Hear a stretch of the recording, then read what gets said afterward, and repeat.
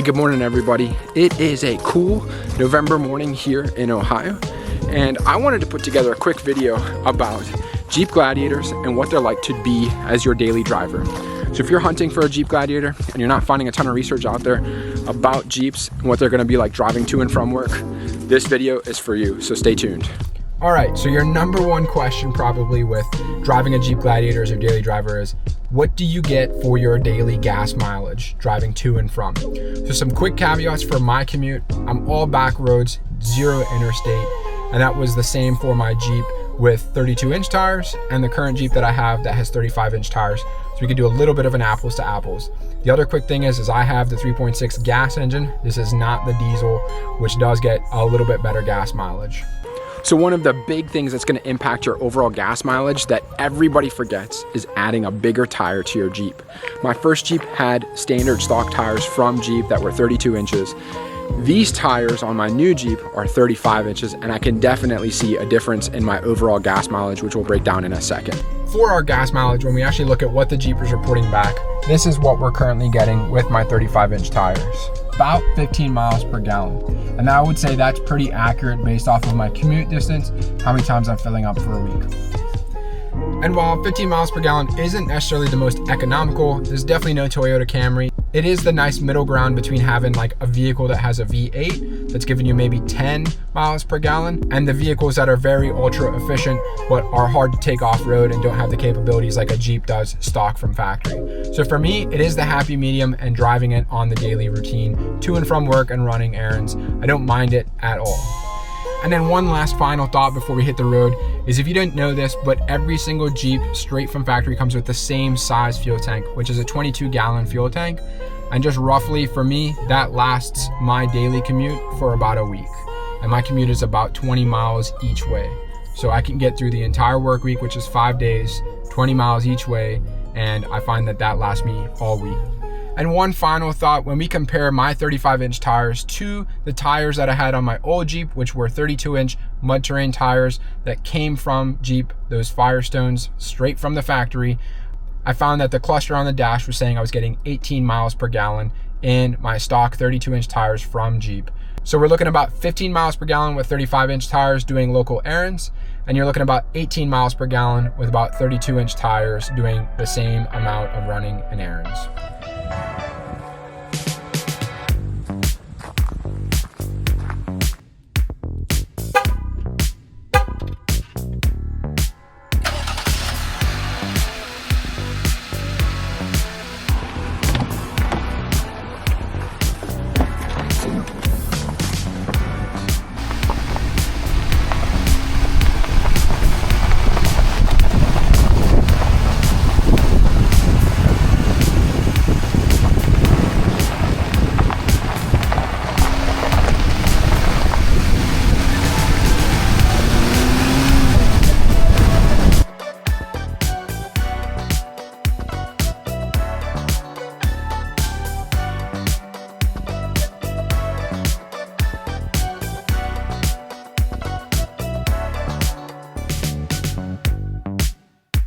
One of the other things that I wanted to talk about with gas mileage is, if you do run the highway with the Jeeps, I've noticed you're gonna have a lot of wind resistance, and if it's a windy day, the Jeep will be all over the place on the road.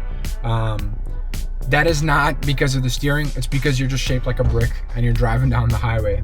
But speaking with gas mileage on highway terms, I found with my Jeep that had 32-inch tires, you averaged about 20 miles per gallon, 21 miles per gallon, which was pretty good. On the 35s, when I'm doing highway time, I get back up to about 17 or 18 miles per gallon. So it's not the best, but it's definitely better than running around the country streets going to and from work. So one other thing that is pretty important that I didn't know about when I bought my Jeep is the actual tread pattern of your tires. If you buy the Willys, or some of the Sport S's come with this, it's the Firestone MT tires that are absolutely terrible. In my opinion, they're super loud, they're clunky, and they make all sorts of vibrations when you're driving down the road.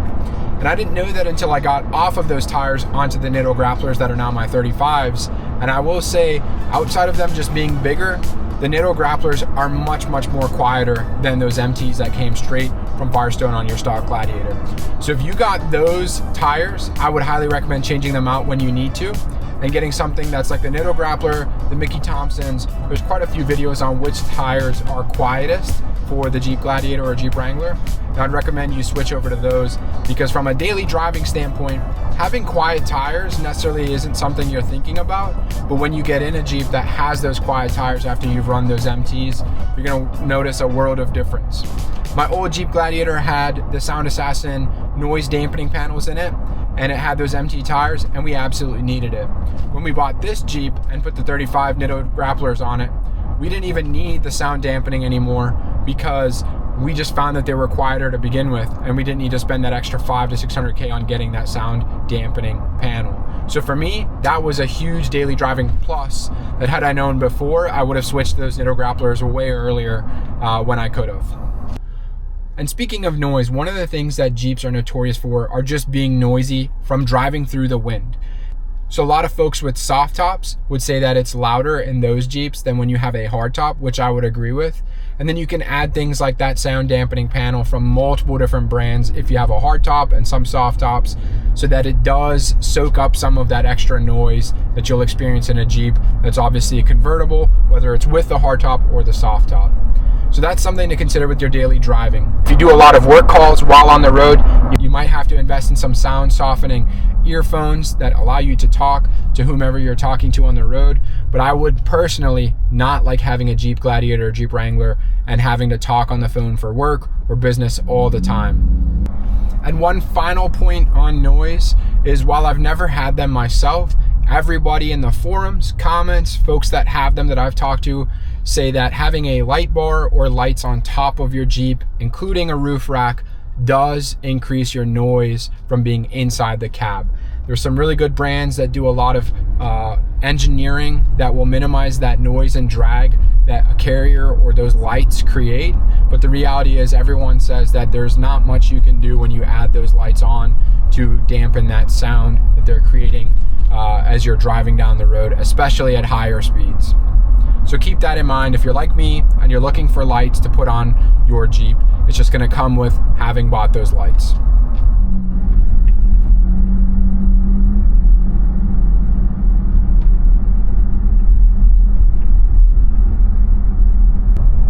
While no one goes to the dealer thinking about what noise do I want to consider when buying the Jeep, a lot of people do think about those other creature comforts like heated seats, heated steering wheel, air conditioning, and how quick the vehicle cools down.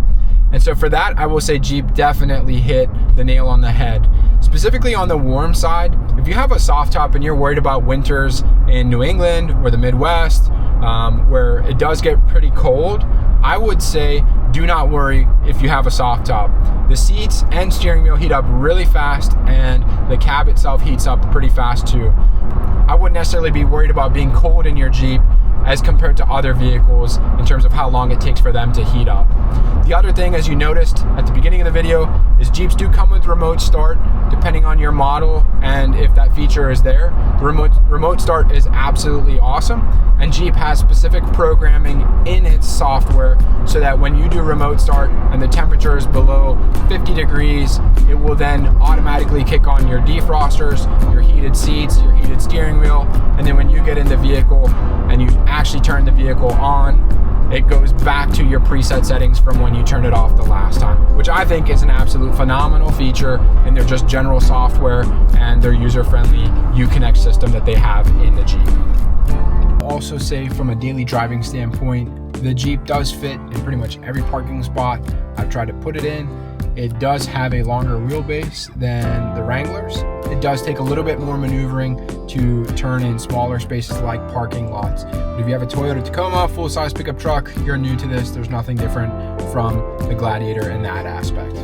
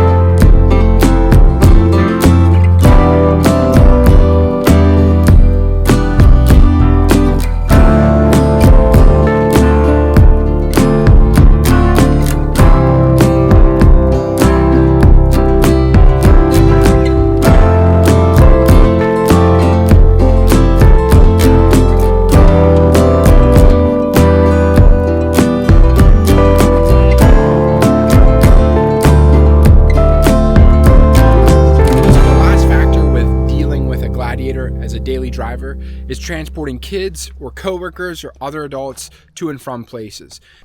And so specifically with the Gladiator, I find that the front two seats do a fantastic job. They're comfortable, nothing too crazy in here.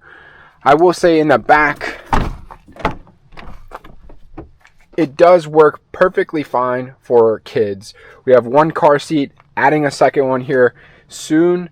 And the only thing to keep in mind is that these seats cannot fully recline with a car seat in the back. So if you like to recline really far when driving, that might be something you want to look at before you get into a Gladiator. So for adults sitting in the back, while your seats aren't reclined all the way, there is quite a bit of legroom in here. There are quite a few videos that compare a Jeep to Toyotas, to Nissans, to all sorts of other trucks in terms of how much legroom is actually available. And so for me, I have sat in the back and it was comfortable, and I would say I would do it on a long road trip if I had to. It wouldn't be any problem for me. All right, folks, so now that we're back, you have gone through the video of daily driving in a Jeep Gladiator. And so far, as you can see, the Jeep is an awesome vehicle to have. It's just up to you and what your preferences are for what you want in your daily driving habits. I find it perfectly suitable for what I need and what I like. And I'm very happy that it's in the hybrid between a V8 gas guzzler and a super ultra efficient hybrid vehicle that gets awesome miles per the gallon. For me and my family, it works great. And I hope that this video has helped you in your decision and or driving experience with your Jeep Gladiator. If you like this video, please give it a thumbs up. If you have any comments, please put them below. And if you're not already subscribed, please hit that subscribe button, as it will help our channel get to 500. Thank you so much for watching, and we'll see you in the next one. Peace.